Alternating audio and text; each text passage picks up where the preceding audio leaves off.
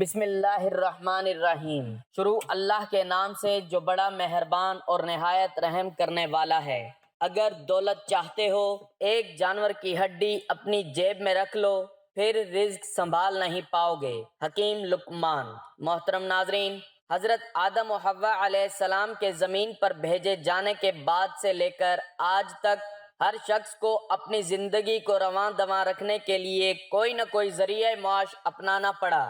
حضور نبی کریم صلی اللہ علیہ وآلہ وسلم کی پاکیزہ تعلیمات سے ہمیں پتہ چلتا ہے کہ خود اپنے ہاتھ سے روزی کمانے کو افضل و بہتر قرار دیا گیا ہے، اور روزی کمانے کے لیے تجارت کو سب سے زیادہ اہمیت حاصل ہے، کیونکہ اگر رزق کو 10 حصوں میں تقسیم کیا جائے تو 9 حصے تجارت میں اور 1 حصہ باقی ذریعہ معاش میں رکھا گیا ہے۔ ارشاد نبی صلی اللہ علیہ وآلہ وسلم ہے، حلال روزی کمانا فرائض لازمہ کے بعد فریضہ ہے۔ حضرت ابو ہریرہ رضی اللہ تعالیٰ عنہ سے روایت ہے کہ حضور نبی اکرم صلی اللہ علیہ وآلہ وسلم نے طلب معاش کی فکر کو مخصوص گناہوں کا کفارہ قرار دیا ہے۔ ارشاد گرامی ہے، گناہوں میں سے بعض گناہ ایسے ہیں جنہیں نہ نماز معاف کرواتی ہے اور نہ ہی روزہ اور نہ حج و عمرہ معاف فرماتے ہیں۔ صحابہ کرام رضی اللہ عنہم نے عرض کیا، یا رسول اللہ صلی اللہ علیہ وآلہ وسلم، پھر انہیں کون سی چیز معاف فرماتی ہے؟ آپ صلی اللہ علیہ وآلہ وسلم نے فرمایا، ان کا کفارہ کسب معاش میں پیش آنے والی پریشانیاں ہیں۔ اس دنیا میں جو اللہ اور اس کے محبوب نبی صلی اللہ علیہ وآلہ وسلم کے بتائے ہوئے طریقوں پر عمل کر کے روزی روٹی کمانے کے لیے بھاگ دوڑ کرتا ہے، اس کے ذریعہ معاش میں برکت شامل ہو جاتی ہے، لیکن جو ناجائز طریقے سے راتوں رات امیر ہونا چاہتا ہے، وہ وقتی طور پر تو شاید کامیاب ہو جائے، لیکن بدقسمتی، بیماری اور پریشانی مستقل اس کی زندگی کا حصہ بن جاتی ہے، بلکہ یہ نحوست کئی نسلوں تک پیچھا نہیں چھوڑتی۔ محترم ناظرین، اسی بدقسمتی، بیماری، پریشانی اور مستقبل کی معاشی تنگی کو دور کرنے کے لیے اور رزق کو بڑھانے کے لیے آج ہم آپ کو ایک ایسی چیز کے بارے میں بتائیں گے، ایک ایسے جانور کے بارے میں بتائیں گے کہ جس کی ہڈی اگر اپنی جیب میں رکھ لی پھر وہ رزق سنبھال نہیں پائے گا۔ یہ حکیم لقمان کا بتایا ہوا ایک بہت ہی پیارا عمل ہے۔ جو بندہ بھی اس بات پر عمل کرتا ہے، اللہ تعالیٰ اس پر محتاجی، ذلت اور رسوائی کے دروازے بند کر دیتا ہے، اور اس کے لاکھوں حاجات پوری ہو جاتی ہیں، اس کے رزق میں اضافہ کر دیا جاتا ہے، اس کا رزق بڑھا دیا جاتا ہے، اس کے رزق میں برکت پیدا ہو جاتی ہے، اس کی جیب کبھی خالی نہیں ہوتی اور وہ ہمیشہ دولت میں کھیلتا ہے۔ اس کے پاس اتنا مال اور اتنی دولت آ جاتی ہے کہ وہ لوگوں میں بانٹنے والا بن جاتا ہے، لوگوں کے دلوں میں اس کے لیے پیار بڑھ جاتا ہے، اس پر ذلت اور رسوائی کے دروازے بند ہو جاتے ہیں۔ جو لوگ پریشان ہیں، بے روزگار ہیں، غریب ہیں اور تنگ دست ہیں، وہ ایسا کیا کریں کہ ان سب چیزوں سے ان کی جان چھوٹ جائے؟ تو وہ شخص جو بے روزگار ہو، غریب اور تنگ دست ہو، اس کو چاہیے کہ اللہ تعالیٰ سے گہرا تعلق رکھے، چونکہ ہر ذی روح کو زندگی بھر رزق مہیا کرنا اللہ تعالیٰ کی ذمہ داری ہے۔ اس لیے بطور مسلمان ہمیں کوئی بھی جائز اور حلال ذریعہ معاش دیانت داری سے شروع کر کے اس کا نتیجہ اللہ تعالیٰ پر چھوڑ دینا چاہیے۔ جب اللہ پر مکمل توکل اور بھروسہ ہوگا تو رزق میں ضرور برکت پیدا ہوگی، اور محنت، ایمانداری اور مستقل مزاجی سے کام کرتے رہنے سے وہ کام دن دگنی رات چگنی ترقی کرنا شروع کر دے گا۔ نماز کی پابندی۔ جو شخص باقاعدگی سے پنجگانہ نماز کی پابندی کرتا ہے، اللہ تعالیٰ اس کے رزق میں بڑھوتری پیدا فرما دیتا ہے۔ نماز کے ساتھ ساتھ دوسرے فرائض اسلام بطریق احسن ادا کرنے سے بھی انسان رزق کی پریشانی سے چھٹکارا حاصل کر لیتا ہے۔ ایک تنگ دست آدمی کو ضرور اللہ سے لو لگانی چاہیے اور اپنے ساتھ ساتھ خود سے تعلق رکھنے والوں کی زندگی کی بہتری کے لیے بھی دعائیں کرنی چاہیے۔ حضرت ابو ہریرہ رضی اللہ تعالیٰ عنہ سے روایت ہے کہ نبی کریم صلی اللہ علیہ وآلہ وسلم نے فرمایا، بلا شبہ اللہ تعالیٰ فرماتا ہے، اے ابن آدم، میری عبادت میں مشغول رہو، میں تمہارا دل غنا سے بھر دوں گا اور تمہاری محتاجی کا دروازہ بند کر دوں گا۔ اگر تم نے ایسا نہیں کیا تو تمہارے ہاتھوں کو کثرت مشاغل سے بھر دوں گا اور تمہاری محتاجی کا دروازہ بند نہیں کروں گا۔ تقویٰ کا مطلب ہے اللہ سے ڈرنا اور منع کی ہوئی چیزوں سے بچنا۔ قرآن پاک میں ارشاد ہے، جو اللہ سے ڈرے گا اللہ اس کے لیے راہ نکال دے گا اور اس کو وہاں سے رزق دے گا جہاں سے اس کو گمان بھی نہ ہوگا۔ ایک اور جگہ ارشاد ہے کہ جو لوگ تقویٰ اختیار کرتے ہیں اللہ تعالیٰ ان کے لیے زمین و آسمان سے برکتوں کے دروازے کھول دیتے ہیں۔ رزق کی بے حرمتی سے بچنا۔ حضرت عائشہ صدیقہ رضی اللہ تعالی عنہا فرماتی ہیں، نبی کریم صلی اللہ علیہ وآلہ وسلم اپنے مکان عالی شان میں تشریف لائے، روٹی کا ٹکڑا پڑا ہوا دیکھا، اس کو لے کر صاف کیا، پھر کھا لیا اور فرمایا، عائشہ رضی اللہ تعالی عنہا اچھی چیز کا احترام کیا کرو۔ یہ چیز یعنی رزق اور روٹی جب کسی قوم سے بھاگی ہے لوٹ کر نہیں آئی۔ جو رزق کو ضائع ہونے سے بچاتا ہے اس کے رزق میں اضافہ اور برکت پیدا ہو جاتی ہے۔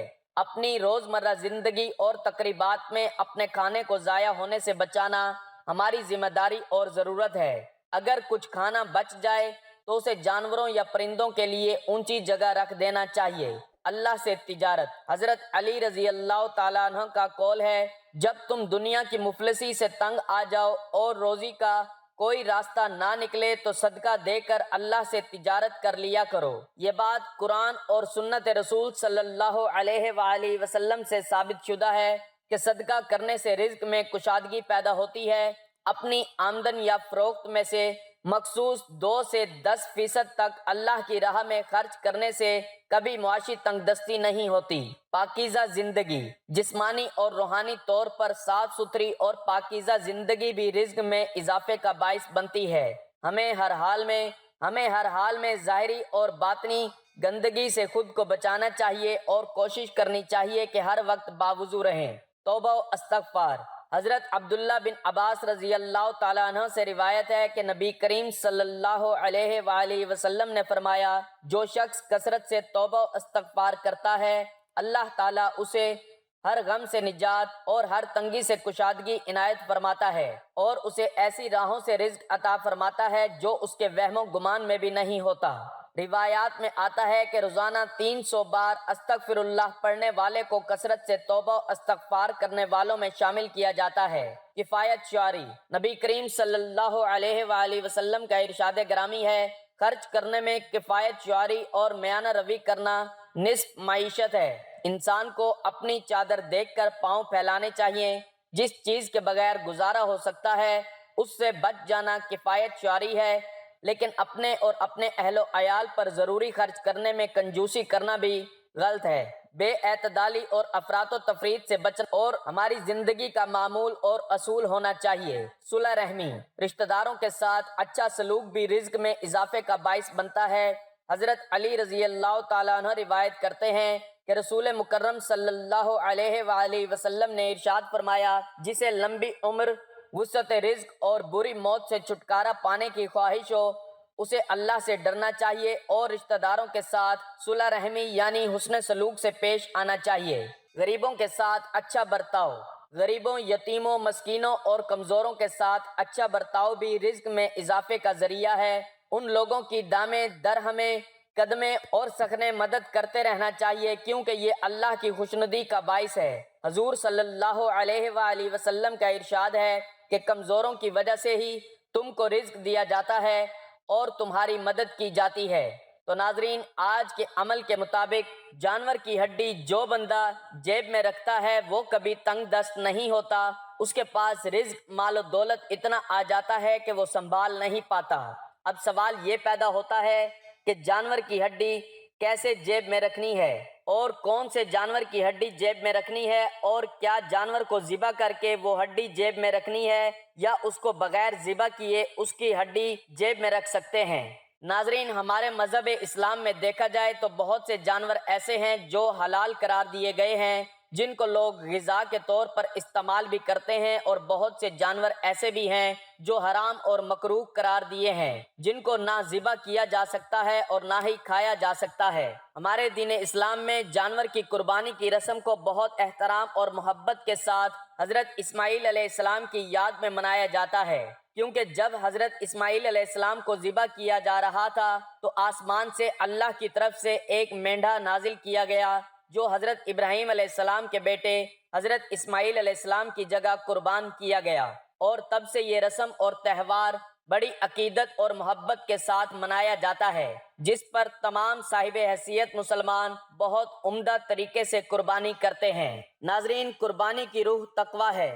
قول باری ہے، نہ ان کے گوشت اللہ کو پہنچتے ہیں نہ خون، مگر اسے تمہارا تقویٰ پہنچتا ہے۔ اس کی تفسیر میں ایک قول ہے کہ اللہ تعالیٰ نہ تو گوشت قبول کرتا ہے اور نہ ہی خون، اللہ تعالیٰ تو بس ان قربانیوں کے سلسلے میں پائے جانے والے تقویٰ کو قبول کرتا ہے۔ ایک قول ہے کہ اللہ کی رضا کو نہ ان کے گوشت پہنچ سکتے ہیں اور نہ ان کے خون، مگر تمہارا تقویٰ اسے پہنچتا ہے۔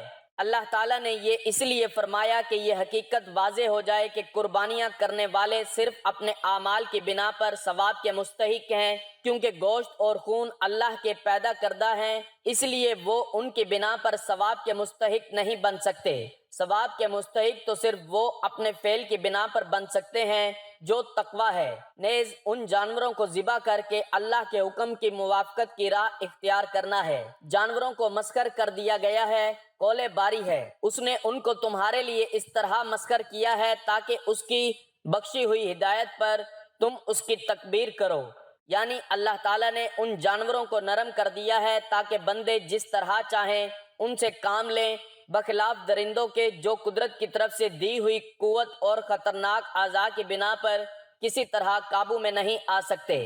اللہ تعالیٰ کو قربانیوں کے گوشت نہیں پہنچتے نہ ان کے خون، بلکہ اسے تو تمہارے دل کی پرہیزگاری پہنچتی ہے۔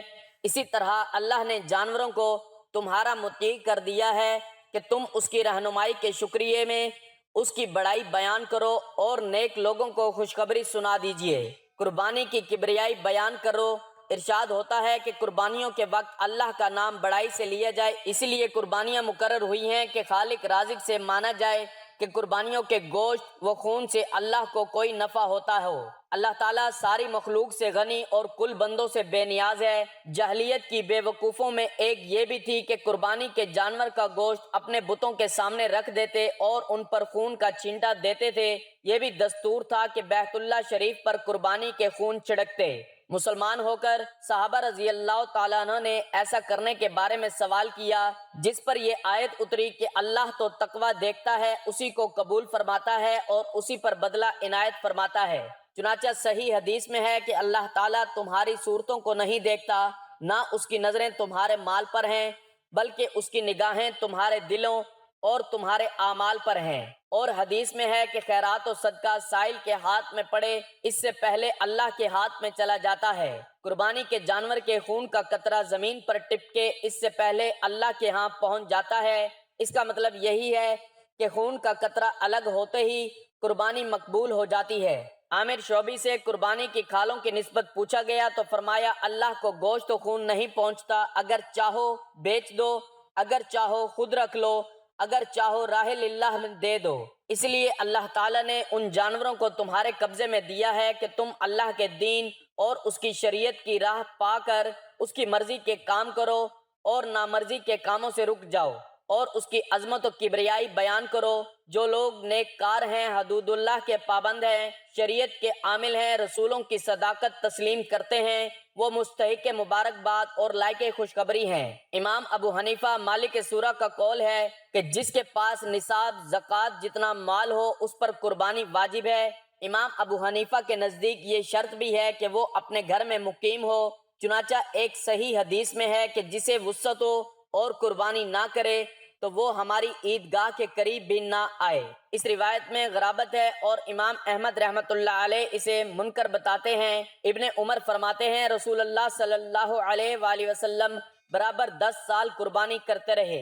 امام شافعی رحمۃ اللہ علیہ اور حضرت احمد رحمۃ اللہ علیہ کا مذہب ہے کہ قربانی واجب و فرض نہیں بلکہ مستحب ہے، کیونکہ حدیث میں آیا ہے کہ مال میں زکوٰۃ کے سوا اور کوئی فرضیت نہیں۔ یہ بھی روایت پہلے بیان ہو چکی ہے کہ حضور صلی اللہ علیہ وآلہ وسلم نے اپنی تمام امت کی طرف سے قربانی کی پس و جوب ساقط ہو گیا۔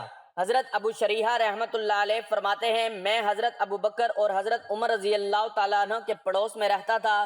یہ دونوں بزرگ قربانیاں نہیں کرتے تھے، اس ڈر سے کہ لوگ ان کی اقتدا کریں گے۔ بعض لوگ کہتے ہیں قربانی سنت کفایہ ہے، جبکہ محلے میں سے یا گلی میں سے یا گھر میں سے کسی ایک نے کر لی، باقی سب نے ایسا نہ کیا، اس لیے کہ مقصود صرف شعار کا ظاہر کرنا ہے۔ ترمذی وغیرہ میں ہے کہ رسول اللہ صلی اللہ علیہ وآلہ وسلم نے میدان عرفات میں فرمایا، ہر گھر والوں پر ہر سال قربانی ہے اور عطیرہ ہے۔ جانتے ہو عطیرہ کیا ہے؟ وہی جسے تم رجبیہ کہتے ہو۔ اس کی سند میں کلام کیا گیا ہے۔ حضرت ابو ایوب رضی اللہ تعالیٰ عنہ فرماتے ہیں، صحابہ رضی اللہ تعالیٰ عنہ رسول صلی اللہ علیہ وآلہ وسلم کی موجودگی میں اپنے پورے گھر کی طرف سے ایک بکری راہ للہ ذبح کر دیا کرتے تھے اور خود بھی کھاتے، اوروں کو بھی کھلاتے۔ پھر لوگوں نے اس میں وہ کر لیا جو تم دیکھ رہے ہو۔ حضرت عبداللہ بن حشام اپنی اور اپنے تمام گھر والوں کی طرف سے ایک بکری کی قربانی کیا کرتے تھے۔ اب قربانی کے جانور کی عمر کا بیان ملاحظہ ہو۔ صحیح مسلم میں ہے، رسول اللہ صلی اللہ علیہ وآلہ وسلم فرماتے ہیں، نہ ذبح کرو مگر مثنى بجز اس صورت کے کہ وہ تم پر بھاری پڑ جائے، تو پھر بھیڑ کا بچہ بھی 6 ماہ کا ذبح کر سکتے ہو۔ زہری تو کہتے ہیں کہ جزا یعنی 6 ماہ کا کوئی جانور قربانی میں کام ہی نہیں آ سکتا، اور اس کے بالمقابل اوزاعی کا مذہب ہے کہ ہر جانور کا جزا کافی ہے، لیکن یہ دونوں قول افراط والے ہیں۔ جمہور کا مذہب یہ ہے کہ اونٹ، گائے، بکری تو وہ جائز ہے جوشنی ہو، اور بھیڑ کا 6 ماہ کا بھی جائز ہے۔ اونٹ توشنی ہوتا ہے جب 5 سال پورے کر کے چھٹے میں لگ جائے، اور گائے جب 2 سال پورے کر کے تیسرے میں لگ جائے، اور یہ بھی کہا گیا ہے کہ 3 گزار کر چوتھے میں لگ گیا ہو۔ اور بکری کاسنی وہ ہے جو 2 سال گزار چکا ہو، اور جزا کہتے ہیں اسے جو سال بھر کا ہو گیا ہو، اور کہا گیا ہے جو 10 ماہ کا ہو۔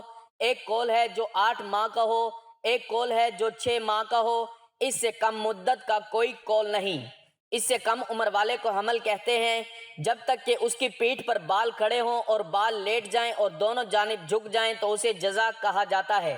ناظرین، وقت کی نزاکت کو مد نظر رکھتے ہوئے آپ کو آج کے عمل کے بارے میں بتاتے ہیں کہ آپ نے کون سے جانور کی ہڈی اپنے پاس رکھنی ہے۔ جن جانوروں کا تذکرہ کیا گیا ہے وہ قربانی کے طور پر حلال بھی ہیں اور ان کو کھایا بھی جا سکتا ہے۔ انہی میں ایک جانور بکری ہے اور مینڈا ہے۔ بکرا، گائے، بھینس، اونٹ وغیرہ ان جانوروں کی ہڈی پر بتایا گیا عمل کر کے اگر انسان اپنے پاس وہ ہڈی رکھتا ہے تو اس کو اتنی دولت ملتی ہے کہ وہ مالا مال ہو جاتا ہے۔ اگر کوئی شخص جس نے کوئی جانور ذبح کیا ہو اس سے ان جانوروں کی ہڈی کاٹ کر اپنے پاس رکھ کر اس پر چھوٹا سا عمل کر کے اپنی جیب میں رکھ لیں تو اس ہڈی کے اوپر کیا عمل کرنا ہے وہ توجہ سے سن لیں۔ ناظرین، جو حلال جانور بتائے گئے ہیں ان میں سے کسی بھی جانور کی ہڈی آپ لے سکتے ہیں، لیکن بہتر ہے کہ اونٹ کی ہڈی لے کر اس پر یہ عمل کیا جائے۔ یہ عمل آپ گھر میں بیٹھ کر کسی بھی جگہ پر کر سکتے ہیں، لیکن خاموشی اور اطمینان سے کرنا ہے، اللہ تعالیٰ کی ذات پر توکل کرتے ہوئے۔ اس عمل کے دوران آپ نے کسی سے بات نہیں کرنی۔ عمل شروع کرنے سے پہلے آپ نے درود پاک لازمی پڑھنا ہے۔ کوئی بھی عمل شروع کرنے سے پہلے درود پاک لازمی پڑھا کریں۔ تو ناظرین، سب سے پہلے آپ نے اعوذ باللہ من الشیطان الرجیم اور بسم اللہ الرحمن الرحیم پڑھ کر درود شریف پڑھنا ہے۔ ایک بار ثواب کی نیت سے میرے ساتھ بھی پڑھ لیں۔ اللہم صلی علی محمد وعلی آل محمد کما صلیت علی ابراہیم وعلی آل ابراہیم انک حمید مجید۔ اللہم بارک علی محمد وعلی آل محمد کما بارکت علی ابراہیم وعلی آل ابراہیم انک حمید مجید۔ ناظرین، درود پاک پڑھنے کے بعد آپ نے اس ہڈی کو سامنے رکھنا ہے۔ بالکل چھوٹی سی ہڈی لینی ہے۔ چھوٹی سی ہڈی کا ایک ٹکڑا بھی لے سکتے ہیں کہ جو آپ کی جیب میں رکھا جا سکے۔ تو آپ نے ہڈی کو سامنے رکھ کر سب سے پہلے 7 مرتبہ اس کے اوپر اللہ تعالیٰ کا ایک صفاتی نام یا رزاق پڑھنا ہے۔ جب پہلے نمبر پر یہ 7 مرتبہ اللہ پاک کا صفاتی نام یا رزاق پڑھ لیا تو اس کے بعد اب دوسرے نمبر پر اللہ تعالیٰ کا دوسرا صفاتی نام یا غنی پڑھنا ہے۔ اللہ تعالیٰ کے ان ناموں کا مطلب ہے یا رزاق مطلب رزق دینے والا اور یا غنی مطلب غنی کر دینے والا۔ اس کے بعد اس ہڈی پر تیسری بار آپ نے یا مسبب الاسباب یعنی اے اسباب بنانے والا یہ پڑھنا ہے۔ یاد رہے کہ آپ نے یہ تینوں 7 مرتبہ پڑھنے ہیں۔ اس کے بعد قرآن پاک کی ایک بہت ہی چھوٹی سی سورت پڑھنی ہے، سورۃ الناس۔ قل اعوذ برب الناس ملک الناس الہ الناس من شر الوسواس الخناس الذی یوسوس فی صدور الناس من الجنۃ والناس۔ کہہ دو میں لوگوں کے رب کی پناہ میں آیا، لوگوں کے بادشاہ کی، لوگوں کے معبود کی، اس شیطان کے شر سے جو وسوسہ ڈال کر چھپ جاتا ہے، جو لوگوں کے سینوں میں وسوسہ ڈالتا ہے جنوں اور انسانوں میں سے۔ سورۃ الناس بھی آپ لوگوں نے 7 مرتبہ پڑھنی ہے اور اس کے بعد آخر میں اتنا ہی درود پاک جتنا وظیفہ شروع کرنے سے پہلے پڑھا تھا، اور اس کے ساتھ آپ کا یہ عمل مکمل ہوا۔ ناظرین، اللہ تعالیٰ کے صفاتی نام اور ان کے مطلب آپ کو بتائے ہیں۔ ان کے پڑھنے سے آپ کے رزق میں برکت پیدا ہوتی ہے، آپ کا رزق بڑھا دیا جاتا ہے اور آپ کو غنی اور مالا مال بنا دیا جاتا ہے، اور ان سب کے لیے اللہ تعالیٰ ہی اسباب پیدا کرتا ہے اور بے شک وہی سب کچھ کرنے پر قادر ہے۔ اور سورۃ الناس کی تلاوت آپ کو تمام تر جادو جنات سے، شیطانی وسوسوں سے محفوظ رکھے گی۔ یہ پڑھ کر آپ نے اس چھوٹی سی ہڈی پر پھونک مار دینی ہے 7 مرتبہ۔ پھر اس کے بعد آپ نے وہ ہڈی اپنے بٹوے میں رکھ لینی ہے یا کسی ایک چھوٹے سے کپڑے میں باندھ کر اپنی جیب میں رکھ لینی ہے۔ یاد رہے کہ اگر بٹوے میں رکھ دی جائے تو وہ حفاظت سے آپ کے پاس رہے گی، جس سے آپ کے رزق، مال و دولت میں بے پناہ اضافہ ہوگا۔ آپ کے پاس مال و دولت اتنی آ جائے گی کہ سنبھالنا مشکل ہو جائے گا۔ ناظرین، عمل مکمل کرنے کے بعد آپ نے اللہ تعالیٰ سے اپنی تمام پریشانیوں، تنگ دستیوں اور مشکلات کی دوری کے لیے دعا بھی کرنی ہے اور اپنی اولاد کے لیے بھی دعا کرنی ہے۔ دعا ہے کہ اللہ تعالیٰ میرا سنانا اور آپ کا سننا اپنی بارگاہ الہی میں قبول و منظور فرمائے، آمین یا رب العالمین۔ ناظرین، آپ سے گزارش ہے کہ اللہ تعالیٰ کے 99 ناموں میں سے کوئی ایک نام لکھ کر کمنٹس میں ضرور شیئر کریں۔ اللہ ہم سب کا حامی و ناصر ہو، آمین، جزاک اللہ۔